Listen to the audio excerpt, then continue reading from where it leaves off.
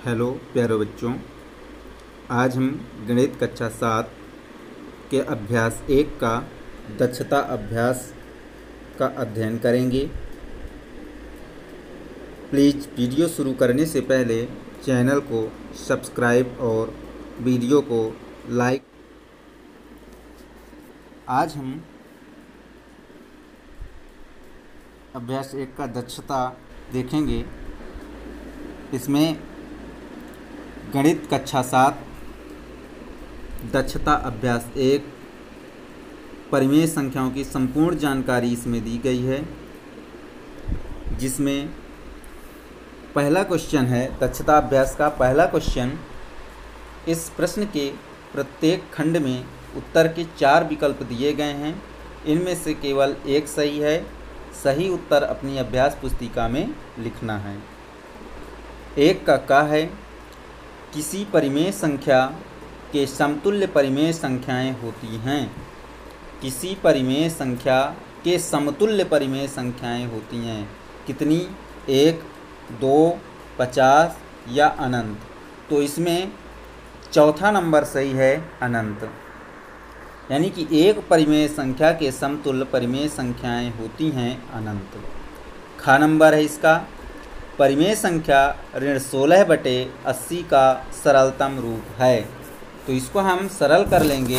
ऋण 16/80, तो ऋण 16/80 को हम सरल करेंगे तो हम देखेंगे कि 4 से अगर इसको हम काट दें तो इसको 4 चौक 16 और 4 दूनी 8, 0 ऋण का 4/20 और फिर एक बार काट दें 4 एकम 4, 4 पंचे 20। इस तरह से ऋण का 1/5 वाला सही है, यानी कि थर्ड नंबर हमारा सही है। तीसरा खा का तीसरा ऋण 1/5 होगा, या फिर 16 एकम 16, 16 पंचे 80 डायरेक्ट काट सकते थे। ऋण 1/5 ही सही होगा। अब देखिए तीसरा ग नंबर है परिमेय संख्या 40/25 का सरलतम रूप है। तो 40/25 को सरल करना है यहाँ भी, तो हम इसको 5 से कट कर दें अगर, तो 5 अठे 40, 5 अठे 40 और 5 पचा 25, 8/5। तो देखिए इसमें 8/5 कहीं है, लेकिन 8/5 तो नहीं है, लेकिन ऋण 8/5 है। तो इसका ये दूसरा नंबर ऋण 8/5 सही हो जाएगा। हम ऋण को ऊपर अंश में कर दिए हैं और हर को नीचे प्लस में कर दिए। नीचे हर को प्लस में कर लिया और अंश को ऋणात्मक बना लिया। ऋण 8/5 हो गया, तो इसलिए यह दूसरा सही है। इसी का घ नंबर है 2 असमान परिमेय संख्याओं के बीच परिमेय संख्या होती हैं। 2 असमान परिमेय संख्याओं के बीच परिमेय संख्याएं होती हैं 10, 20, अनंत और 111। तो ये उत्तर तीसरा सही है इसका, अनंत संख्याएं होती हैं। कितनी? अनंत संख्याएं होती हैं। अब क्वेश्चन नंबर 2 है निम्नांकित कथनों में सत्य और असत्य बताइए। तो सत्य और असत्य में 2 का है समान परिमेय संख्याओं के सरलतम रूप समान होते हैं। जब समान संख्याएं हैं तो उसके सरल रूप भी समान होंगे। तो यह उत्तर सत्य है, यानी कि पहला हमारा क्वेश्चन सत्य है। दूसरा ख नंबर है ऋण 7/11 धन परिमेय संख्या है। तो ऋण 7/11 धन परिमेय संख्या है, बिल्कुल धन परिमेय संख्या, ये भी सत्य है। फिर धन 4/9 धन परिमेय संख्या है। देखिए ऊपर धन है, नीचे ऋण है, तो यह ऋण 1 में लगा, इसलिए यह ऋणात्मक परिमेय संख्या है। तो यह गलत है, यह असत्य है। क्या है? यह असत्य है, क्योंकि यह ऋणात्मक परिमेय संख्या धनात्मक नहीं। 3/11 और ऋण 3/11 समान है, तो यह भी ऋणात्मक है, यह भी ऋणात्मक है। यह सत्य है, समान हैं।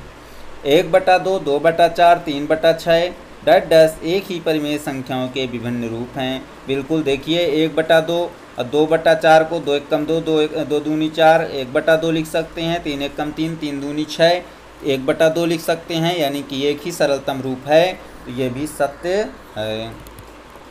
अब 6 नंबर है ऋण का एक ऋण 1/ऋण 3, ऋण 2/ऋण 6 और ऋण 3/ऋण 9 विभिन्न परिमेय संख्याएं हैं।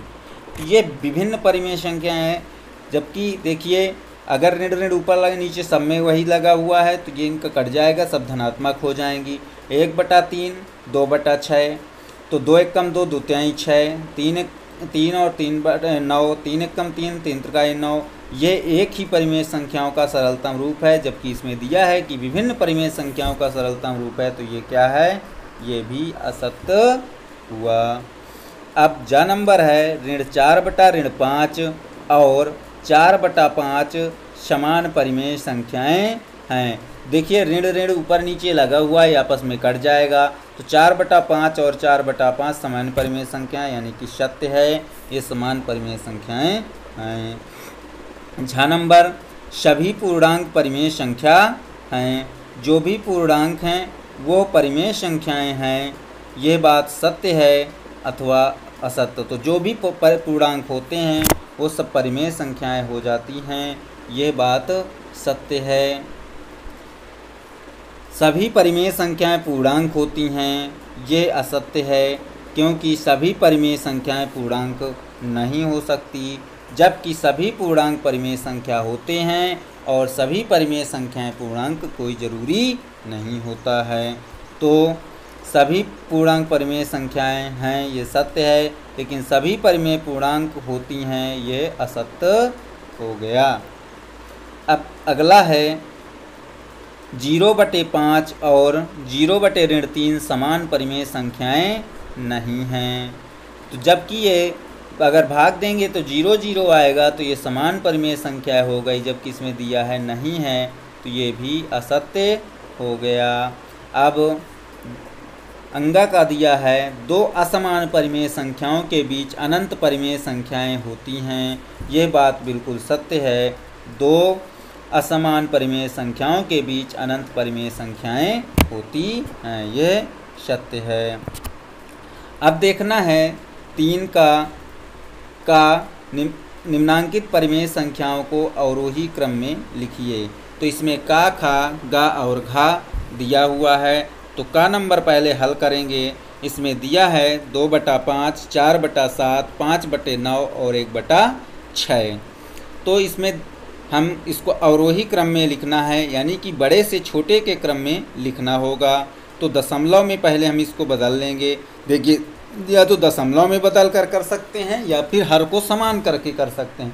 तो हर समान करके हमने पहले वाले चैप्टर में, इसके पहले जो चैप्टर में हमने क्वेश्चन बताया था उसमें बताए थे। अब यहाँ दशमलव में बदल करके भी देख लेते हैं। तो दशमलव में बदल करके तो हम 5/2, 2/5, 4/7, 5/9 और 1/6 को दशमलव में बदले तो 0.4, 0.57 और 0.55, 0.16 आ गया। अब इसको अवरोही क्रम में सेट कर लेंगे। तो अवरोही क्रम में सबसे पहले बड़ी संख्या, तो इसमें सबसे पहली बड़ी संख्या 0.57 है, फिर उसके बाद 0.55 और फिर 0.4 और फिर 0.14 है। अब इसको अवरोही क्रम में फिर से ऊपर वाली संख्याओं के अनुसार सेट करेंगे।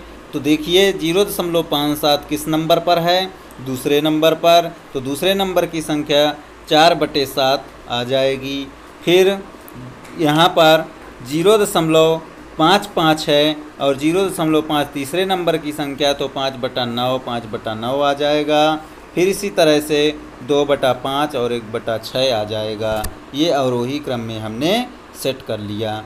अब इसी का ख नंबर ऋण 4/11 और 1/ऋण 3, ऋण 5/7, ऋण 3/4, इसको भी अवरोही क्रम में ही सेट करना है। तो देखिए इसको भी हम दशमलव में बदल लिए हैं और क्रमशः इनका दशमलव में मान ऋण 0.36, ऋण 0.33 और ऋण 0.71 और ऋण 0.75 हो गया। ये दशमलव में बदलने पर हुआ। अब इनको अवरोही क्रम में सेट कर लेंगे। तो अवरोही क्रम में बड़े से छोटे में लगाएंगे। तो बड़े से छोटे में तो इसमें सबसे पहले छोटी संख्याएं देखेंगे, क्योंकि ये माइनस में है। माइनस में कोई भी संख्या होगी तो छोटी होगी, तो वही बड़ी होगी। तो ऋण 0.33, फिर ऋण 0.36, ऋण 0.71, ऋण 0.75 सेट कर लिया और फिर ऊपर वाली संख्याओं के अनुसार इनको सेट कर लेंगे। तो 1/ऋण 3, ऋण 4/11 और ऋण 5/7 और ऋण 3/4 इसका ये आंसर आ गया और ये अवरोही क्रम में सेट हो गया। अब इसका हल 3 के गा का देखना है। 5/9, ऋण 7/12 और 7/18, ऋण 2/3 है। इसको हल करेंगे तो हम देखिए इसमें हर को धनात्मक पहले बनाएंगे। तो इसमें 5/9 में तो ऋण 5/9 कर दिया, ऋण 7/12 को उतार दिया, 7/18 में से ऋण 7/18 कर दिया, ऋण 2/3 में से ऋण 2/3 लिख दिया। अब यहाँ पर हर को समान करेंगे अर्थात लासा लेंगे। तो देखिए लासा 9, 12, 18 और 3 का लासा 36 आ गया। अब इसको लासा ले करके समान हर बना लिया। तो और ये क्रम से -20/36, -21/36, -14/36 और -20/36 आ गया। अब इनको छोटे बड़े के हिसाब से यानी कि बड़ी संख्या से लेकर छोटी संख्या को और बढ़ेंगे, यानी कि अवरोही क्रम सबसे पहले बड़ी संख्या। तो सबसे पहले बड़ी संख्या इसमें ऋण 14/36 है, फिर उससे बड़ी ऋण 20/36 है, फिर उससे बड़ी ऋण सबसे बड़ी ऋण 14/36, फिर उससे छोटी ऋण 20/36, फिर उससे छोटी ऋण 21/36, फिर उससे छोटी ऋण 24/36 है। अब इन संख्याओं के आधार पर ऊपर वाली संख्याओं को क्रम से कर लेंगे। तो 7/18, 5/9, ऋण 7/16 और ऋण 3/4 ये आपका अवरोही क्रम में सेट हो गया। 3 का घा देखिए, ऋण 3/4, 5/12, ऋण 7/16, 9/24 को इसमें भी पहले हर को हमने धनात्मक बना लिया है। धनात्मक हर बनाते हुए फिर इसको समान हर बना करके यानी कि लासा ले करके तो 4, ऋण 12, 16 और ऋण 24 का लासा हमारा आ गया 48 और इसको हमने ऋण -36/48, -20/48, -21/48, -18/48 हल कर लिया और फिर इसको अवरोही क्रम में बड़े से छोटे की ओर गए। तो सबसे बड़ी संख्या ऋण 18/48 है, फिर उससे छोटी ऋण 20/48 है, फिर उससे छोटी ऋण 21/48 है, फिर सबसे छोटी ऋण 36/48 है और इसी संख्या के आधार पर हम ऊपर वाली संख्याओं को सेट कर लिया। तो 9/24, 5/12, ऋण 7/16 और ऋण का 3/4 और वही क्रम में लग गया। अब देखिए अभी तक हम पूरे अभ्यास में क्या क्या सीखा है। दक्षता अभ्यास होता ही है, सभी अभ्यासों को निकाल करके उसमें सबका कुछ ना कुछ रख दिया जाता है। तो हमने अभी तक क्या सीखा ये हमको देखना है। तो देखिए इसमें P/Q के रूप की संख्याएं अथवा P/Q के रूप में व्यक्त की जा सकने वाली संख्याएं जहां P और Q पूर्णांक हैं और Q डज नॉट इक्वल 0 परिमेय संख्याएं कहलाती हैं। दूसरा पॉइंट है सभी भिन्न परिमेय संख्याएं होती हैं किंतु सभी परिमेय संख्याएं भिन्न नहीं होती। तीसरा पॉइंट है समान चिन्ह के अंश तथा हर वाली परिमेय संख्याएं धनात्मक होती हैं, ऐसी परिमेय संख्याएं भिन्न होती हैं।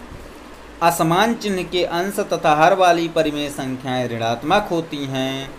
यदि P एक पूर्णांक है तो P बराबर P/1 और 2P बराबर /2, 3P/3 इस तरह क्रम से हम -P/-1 -2P/-2 बराबर -3P/-3 लिख सकते हैं। अतः सभी पूर्णांक परिमेय संख्याएं होती हैं। अब इसका छठवां पॉइंट है यदि किसी परिमेय संख्या के अंश और हर में शून्येतर पूर्णांकों से गुणा करें अथवा भाग दें तो हमें एक परिमेय संख्या प्राप्त होती है जो दी गई परिमेय संख्या के समतुल्य परिमेय संख्या कही जाती है। परिमेय संख्या x/y का सरलतम रूप x/m/y/m यानी कि कोई एक संख्या से दोनों ऊपर नीचे की संख्याओं को कट करना होता है। जहां m परिमेय संख्या के अंश x और हर y के निरपेक्ष मानों का महत्तम समापवर्तक है। परिमेय संख्याओं का सरलतम रूप ही उसका मानक रूप होता है।